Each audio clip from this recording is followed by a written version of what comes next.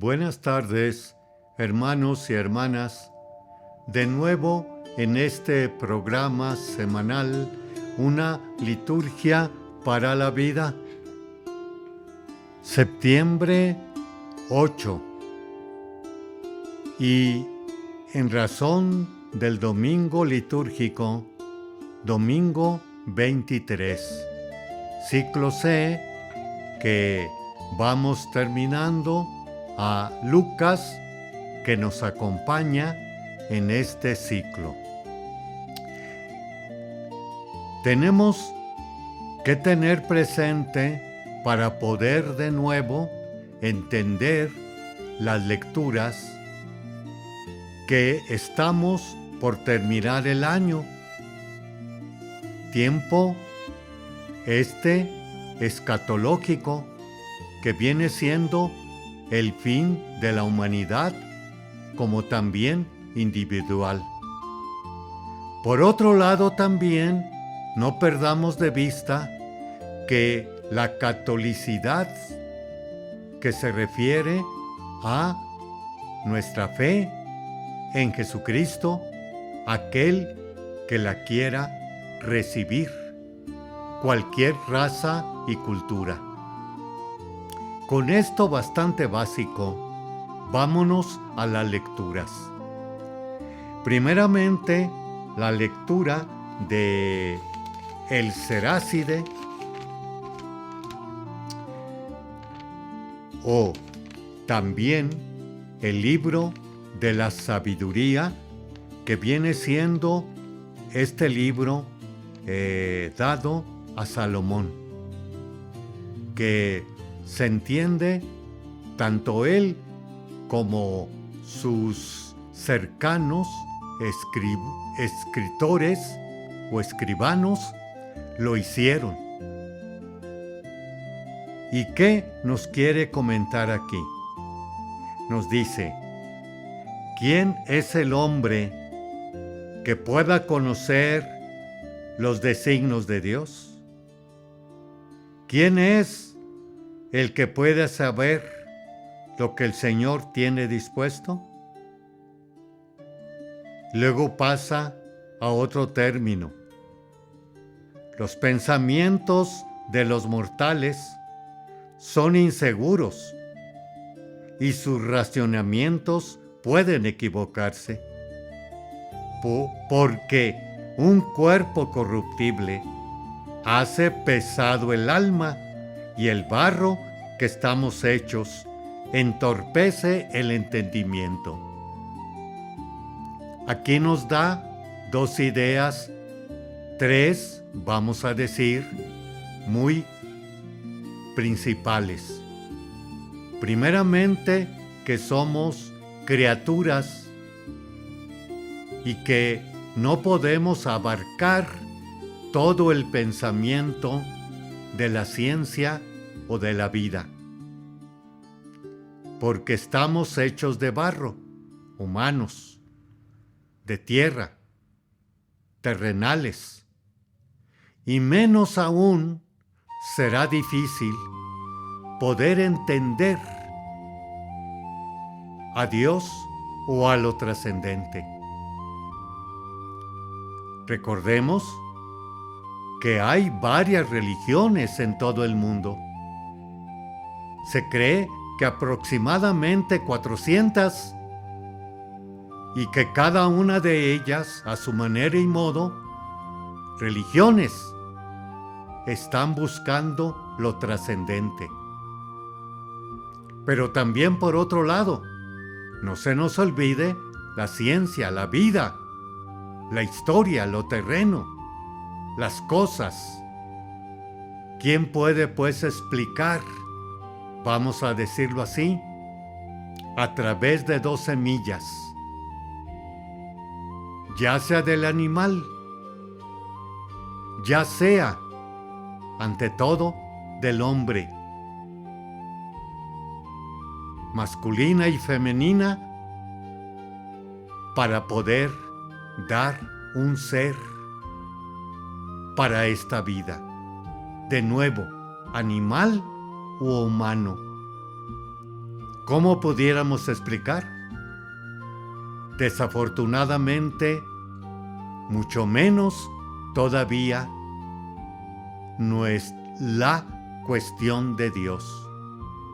Es un misterio que no lo podemos entender plenamente, pero sí parcialmente. Lo hemos comentado en otro momento. Y nos lo dice claro, pues con dificultad conocemos lo que hay sobre la tierra, y a duras penas encontramos lo que está a nuestro alcance. ¿Quién podrá descubrir lo que hay en el cielo?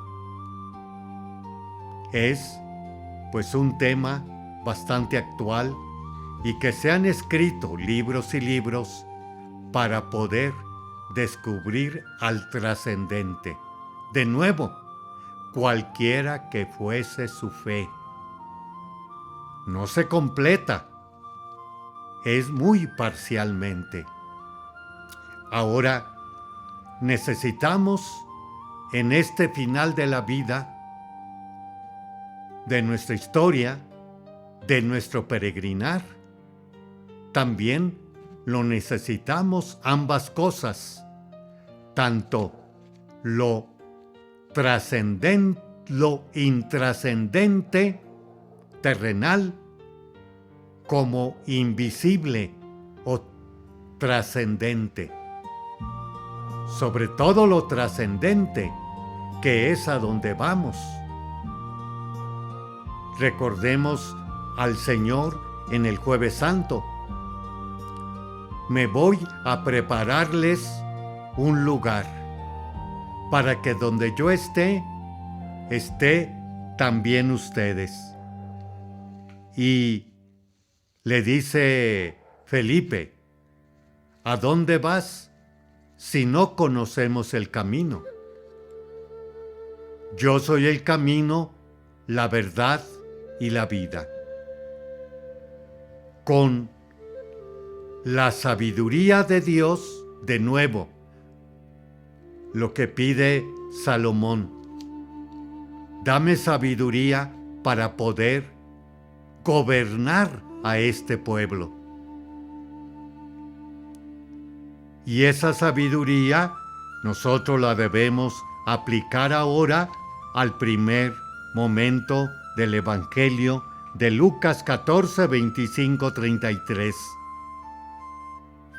que precisamente les está diciendo a la multitud: si alguno quiere seguirme y no me prefiere a su padre y a su madre, a su esposa, a sus hijos, a sus hermanos, a sus hermanas, más aún a sí mismo, no puede ser mi discípulo.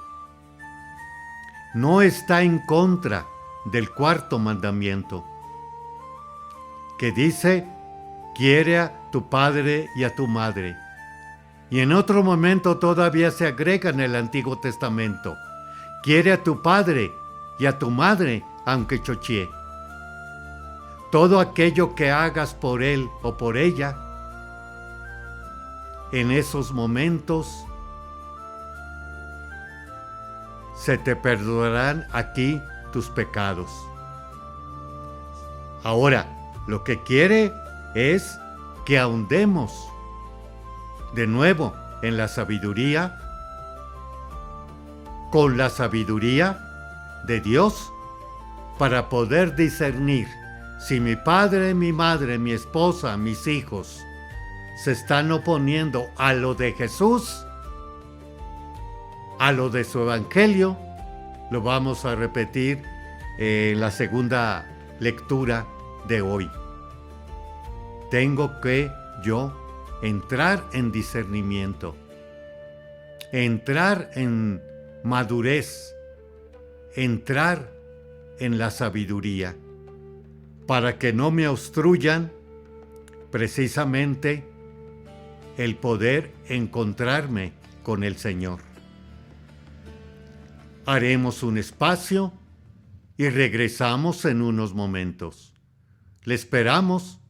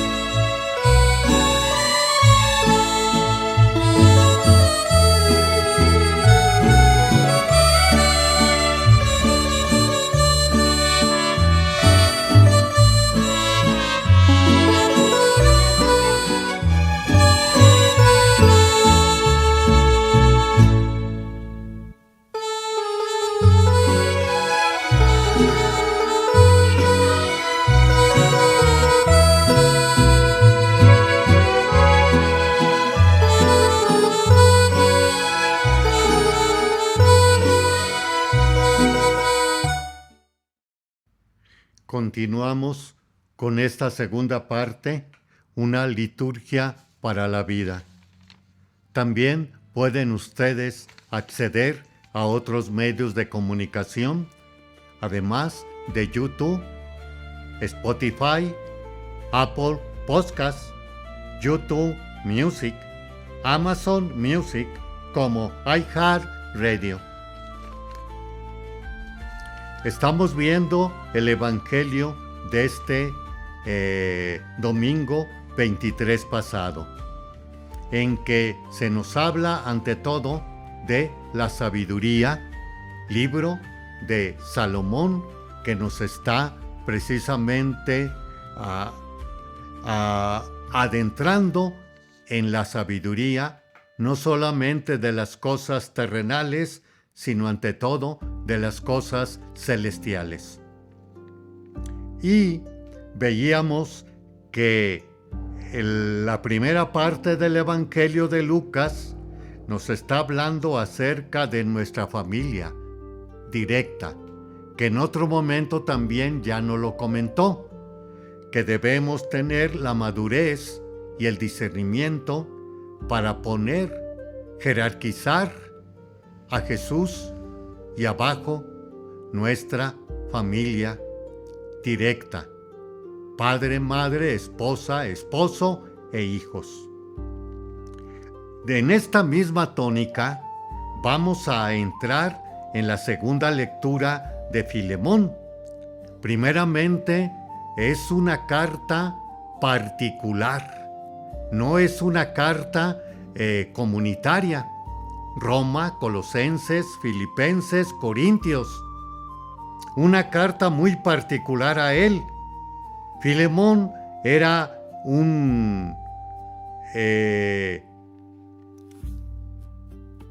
posiblemente un romano, donde lo convierte Pablo, y desafortunadamente se le escapa un esclavo, que en otro momento lo encuentra Onésimo, lo encuentra Pablo, lo convierte, lo bautiza, como también le sirve en la cárcel para algunas situaciones que necesitan, en este caso, los carceleros.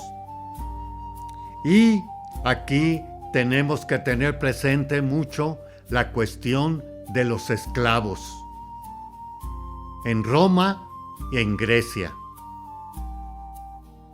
También acá en nuestro continente, en México, en Estados Unidos. Todavía hace poco, no menos de 50 años, estaban precisamente la cuestión que en otro momento en África, el apartheid, aparte los negros y aparte los blancos. Luego también venía la cuestión también de Portugal, allá en el sur, y no se diga en el resto de las Américas, los españoles, por el cual tanto luchó también Bartolomé de las Casas. Y también últimamente en Tepic, Nayarit, está también el caso del padre que no pudo, o no quiso, mejor dicho, ir a confesar a uno parece que eran los sicarios y algo así por el estilo. Y hace 3 años mínimamente está perdido. No se sabe de él. Todavía actualmente se da esto aquí, allá y acullá. También en nuestras relaciones humanas actuales hemos hablado de las racias aquí en México. La racia de blanco, moreno, el que tiene, el que no tiene, el que sabe, el que no sabe, el hombre y mujer, como también el indio y el mestizo. Todavía estamos en esto, pero ¿qué le dice? Regresemos a la carta. Yo quisiera que se quedara conmigo, pero te lo regreso. Lo he engendrado para Cristo aquí en la cárcel, a través del bautismo. Te lo envío, recíbelo como a mí mismo. Yo hubiera querido retenerlo, pero para que me atendiera en tu lugar, mientras que estoy preso por el Evangelio. Por el Evangelio. Es la clave que nos hace ver las cosas, la vida, las interrelaciones en Dios. Y le dice, tal vez fue apartado de ti por un breve tiempo, a fin de que lo recuperaras para siempre, pero ya no como un esclavo, sino como algo mejor que un esclavo, un hermano amadísimo. Él ya lo es para mí. Con esta sabiduría divina del Evangelio, tenemos ya que cambiar de CD-ROOM, no sé qué más podemos decir actualmente, siendo cristianos y cristianas. Luego, vámonos al Evangelio. ¿O qué rey va a combatir a otro rey y no se pone primero a considerar si es capaz de salir con 10,000 soldados? No va a ser que cuando lo vea el otro le mande una embajada para pedirle las condiciones de paz. O también, ¿quién de ustedes, si quiere construir una torre, no se pone primero a calcular el costo para ver si la puede terminar? No sea que después de haber echado los cimientos no pueda acabarla. Todos los que se enteren y comiencen a burlarse de él dirán, este comenzó a construir y no puede terminar. ¿Pero por qué? Podríamos preguntarnos, ¿qué relación hay? De nuevo, hay que regresar a los primeros momentos del cristianismo. El primer momento del cristianismo, de nuevo recordando que vienen siendo 3 años de catecumenado, de estudio, de la fe en Cristo, en vida y en conocimiento. Tras esto, tienen que optar por el cristianismo. Y lo hacían públicamente. Eso lo vemos muy claramente en la confirmación.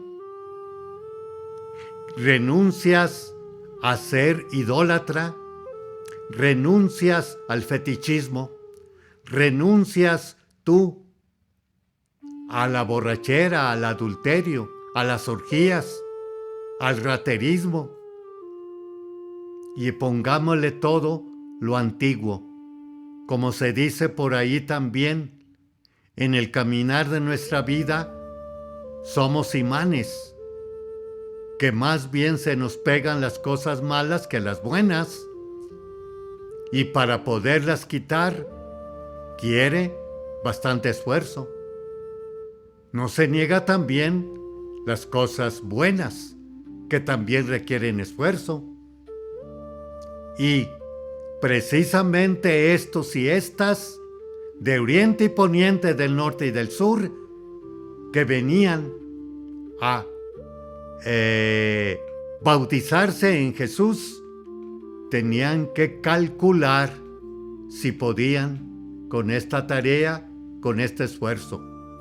Hoy, desafortunadamente, son los padres y padrinos que dicen esto: sí, renuncio. Y creen en Dios Padre Todopoderoso. Sí, creo. ¿Quieren que su hijo sea bautizado en esta fe, en esta religión cristiana y católica? ¿Quieren colaborar en crecer esta fe cristiana y católica? Sí queremos. Y desafortunadamente, como el señor obispo en Italia o el señor obispo acá por Estados Unidos, que ahora ya los jóvenes de confirmación en secundaria bajó la edad para la confirmación, porque ya en bachillerato ya no asisten. O también la reflexión que hacía el padre de Italia, el señor obispo, perdón, los padrinos no hacen nada. ¿Para qué queremos los padrinos entonces? Pero también poco se sabe que tenían que recibir los papás más catequesis para la educación de sus hijos. Muchas gracias por estos momentos y pasamos al otro momento del tercer. Lo esperamos.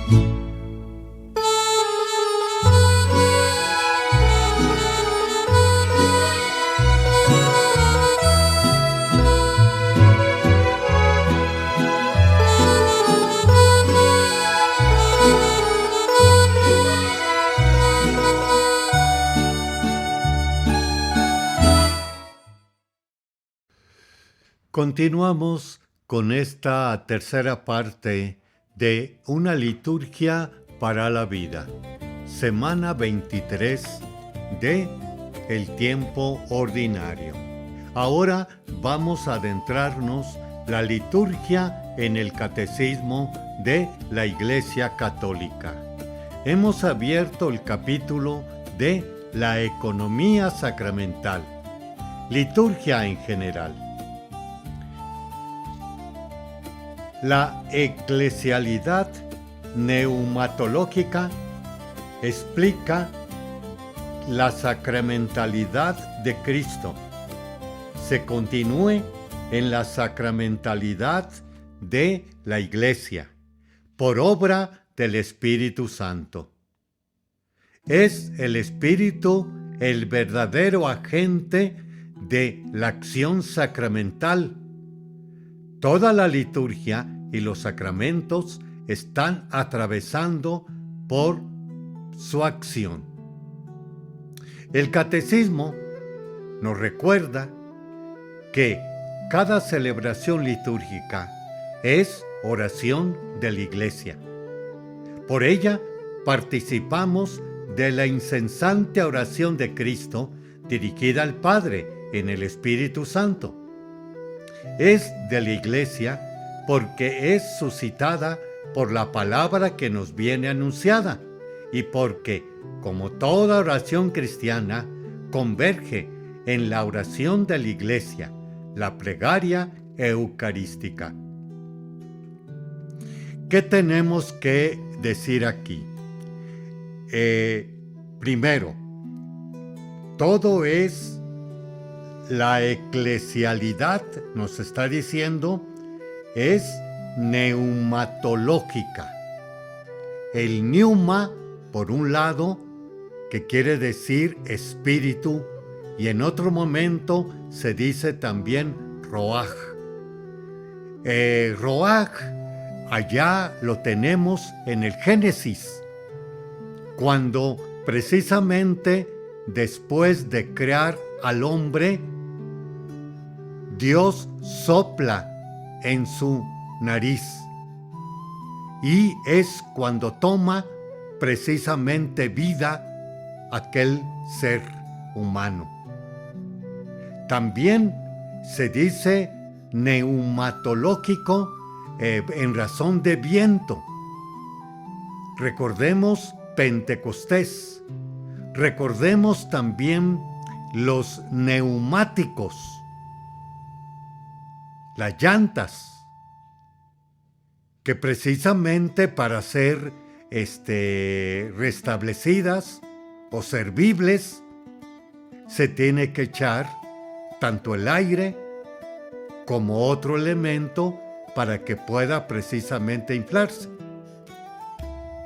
En varios momentos también de la historia de la salvación o en la Biblia vemos precisamente esta acción del Espíritu Santo. Recordemos también el mini Pentecostés a los apóstoles después de la resurrección del Señor. La paz esté con ustedes. Y sopló sobre ellos. Ahora, siempre en la liturgia vamos a tener presente la Santísima Trinidad. Lo que hacemos con la Iglesia, los bautizados, en Cristo, en el Espíritu, con Cristo, en el Espíritu Santo al Padre. Y aquí también, por otro lado, no se nos olvide la cuestión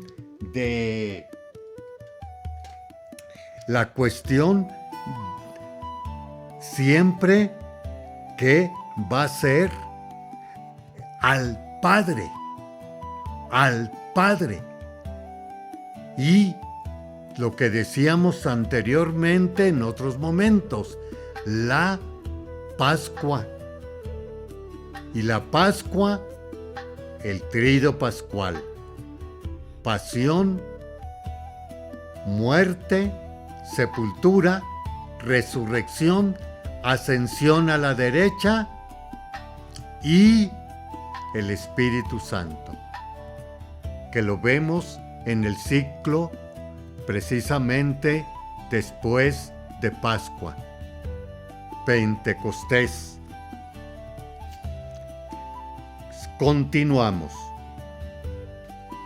Actúa la fuerza interior de la oración, que es siempre comunión trinitaria. De manera que la oración, como posibilidad de escuchar a Dios y de responderle, la recibimos en la comunión de vida que la liturgia nos transmite. Comunión de vida que la liturgia nos transmite. La liturgia es oración, y la oración se ofrece a la liturgia su fuerza, su inspiración vital. La gracia de la liturgia conduce a una continuidad en la vida, a una liturgia perenne de la existencia completamente dirigida a Dios, a una oración continua. Finalmente, en sus párrafos iniciales, en esta segunda parte, el catecismo señala la íntima relación entre liturgia y catequesis. Jesús Castellano lo expresa de la siguiente manera: la Iglesia hace catequesis, es decir, hace resonar, profundiza el mensaje evangélico mediante la liturgia, que es catequesis en acto, con la proclamación de la palabra y su explicación en la homilía, con signos sacramentales, con la riqueza de aspectos del ministerio de Cristo.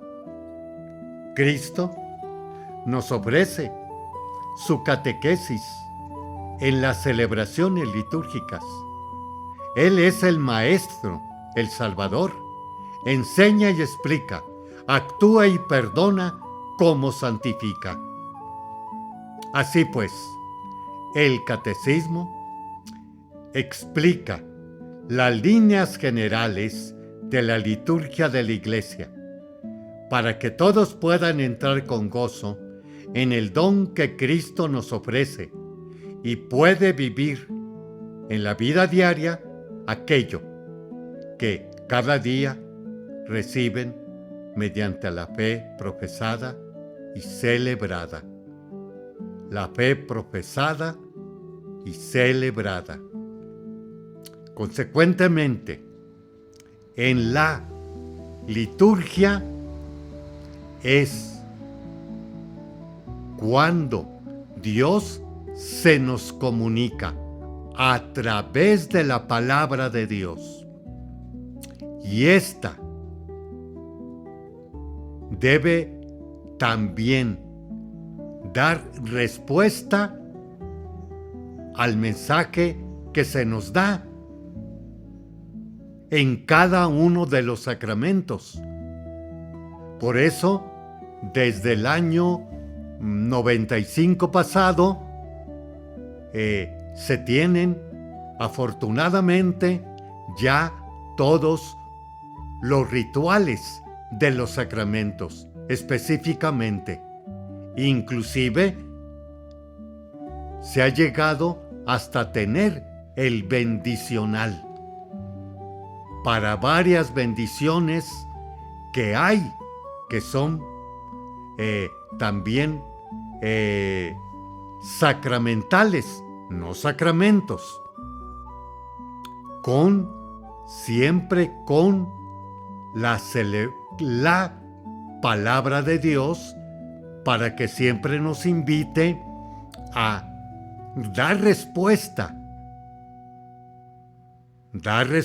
de nuestra parte, como lo decíamos anteriormente en la primera y segundo segmento, en el caminar o peregrinar de nuestra vida. Haremos otro espacio y regresamos en unos momentos.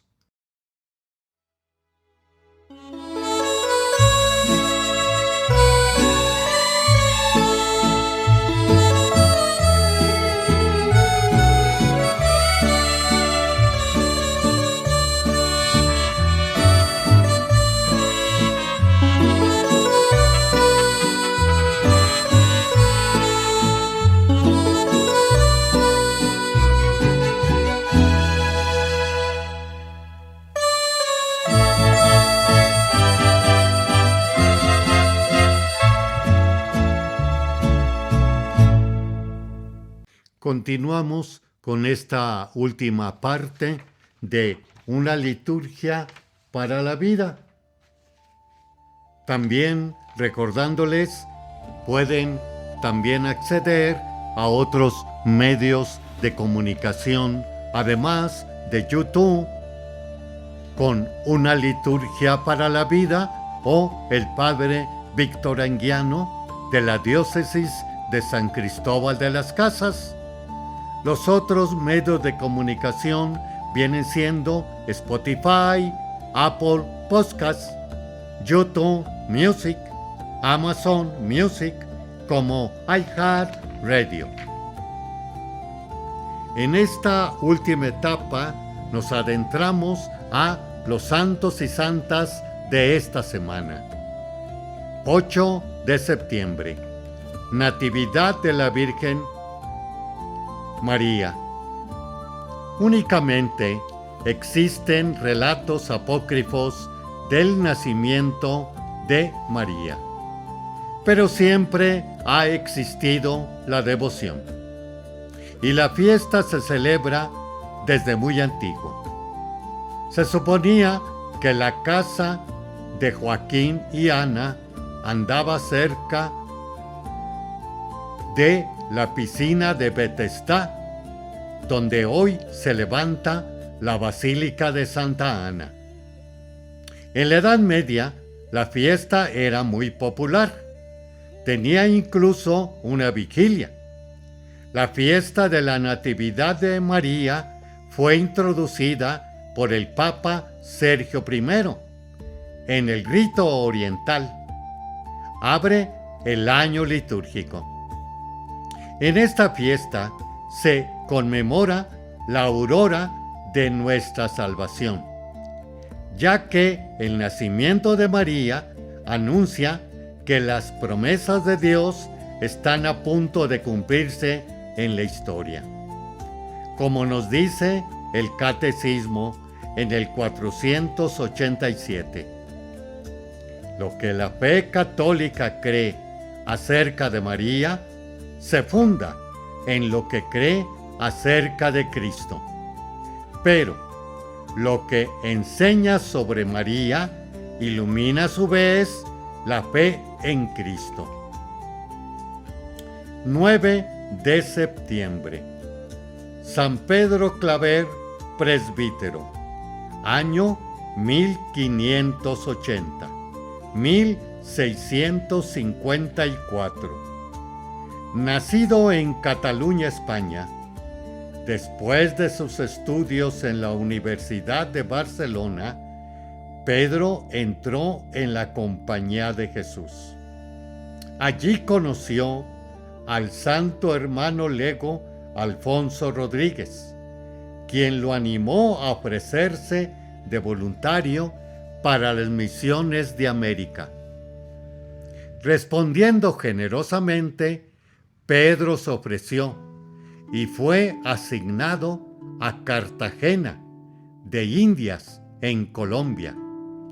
Pronto se dio cuenta de que a pesar de todas las condenas de los papas, Pablo III y Pablo IV, la práctica de la esclavitud continuaba.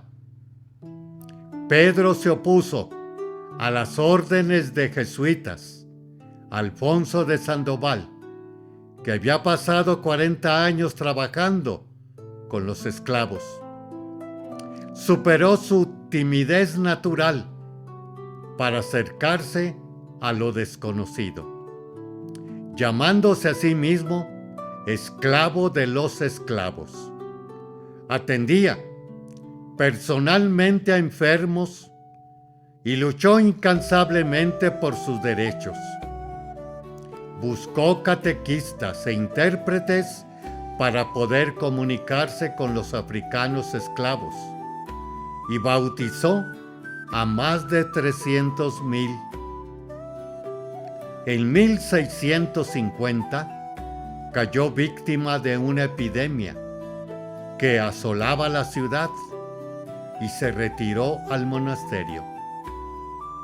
Por algún tiempo fue abandonado y olvidado, pero a su muerte, grandes multitudes reconocieron su santidad y tuvo un funeral público. La compasión, el servicio y el sacrificio heroico de Pedro nos llaman a todos los cristianos al despertar por la dignidad de la persona humana. Según el Catecismo, en el número 1944, nos dice: el respeto de la persona humana considera al prójimo como otro yo. Supone el respeto de los derechos fundamentales que se derivan de la dignidad intrínseca de la persona. 12 de septiembre. Santísimo Nombre de María. La devoción comenzó en España a principios del siglo XVI.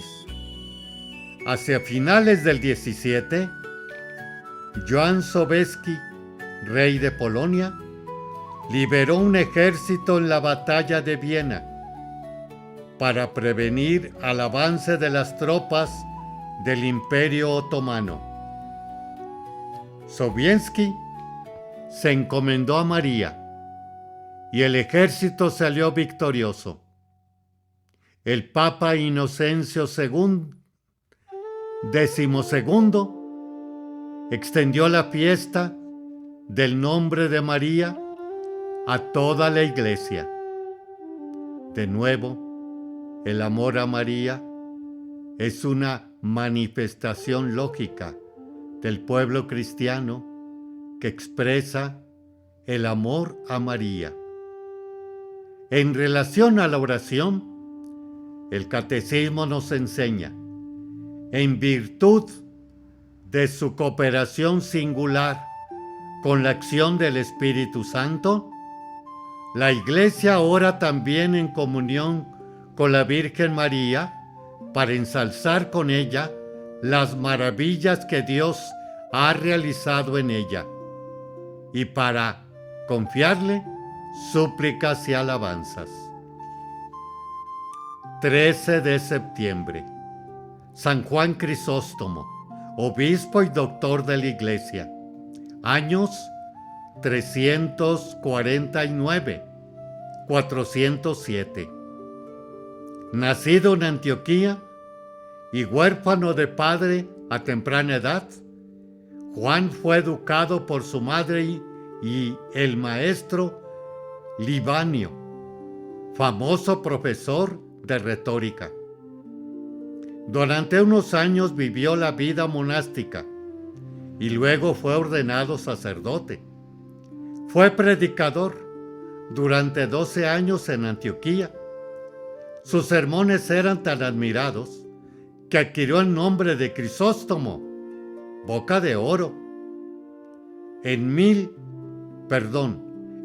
el 397 fue nombrado obispo de Constantinopla, muy en contra de su voluntad y la del pueblo de Antioquía, que intentó impedir su marcha. Como obispo, estuvo totalmente dedicado a su pueblo y a la evangelización, y reformó monasterios y revitalizó la vida religiosa. Pero también se ganó la hostilidad de la corte imperial. La emperatriz Eudocia se sintió terriblemente irritada por un sermón de Juan sobre el lujo excesivo y consiguió que el obispo Teófilo lo exiliara. Un poco más tarde, el emperador Arcadio lo repatrió, pero la emperatriz volvió a exiliarlo. Murió en camino hacia un segundo exilio, en el Mar Rojo. Es conocido también como doctor de la Eucaristía. Los evangelizadores de los primeros siglos, como Crisóstomo, sentían un verdadero ardor por su misión. Y a eso es lo que se llama a todos los cristianos de hoy. No importan las circunstancias, estados de vida en que nos encontremos. El catecismo habla, es posible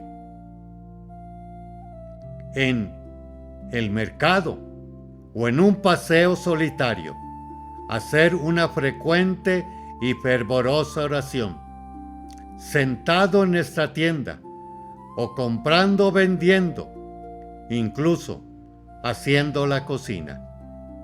Número 2743. Muchas gracias, hermanos y hermanas, por haber entrado a su corazón y pensamiento. Si Dios nos prestara vida, la otra semana estaremos nuevamente con ustedes. Y que siempre la sabiduría de Salomón, que nos habló hoy, la palabra de Dios, nos ayude en el Evangelio con ayuda de María, la estrella de la evangelización. Feliz día, feliz semana para todos. Buenos días.